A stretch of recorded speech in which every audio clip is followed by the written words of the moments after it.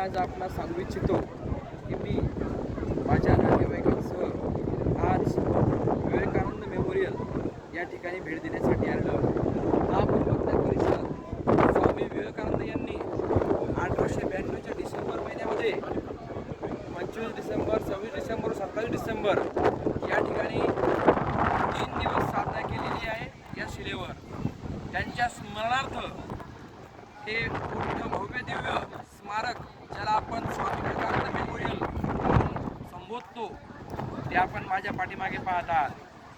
पूर्ण जगातून, भारतातून प्रचंड पर्यटक दरवर्षी हे मेमोरियल पाहण्यासाठी भेट देत असतात. या ठिकाणी ध्यान मंदिर आहे, पुस्तकालय आहे आणि सुंदर असा समुद्र किनारा आपल्याला पाहायला मिळतो. आपण आपल्या कुटुंबासह नक्कीच या ठिकाणी भेट द्यावी आणि या पावन ठिकाणी एक अविस्मरणीय अनुभव आपल्या आयुष्याचा घेऊन जावा.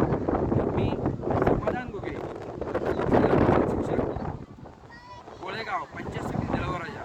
धन्यवाद.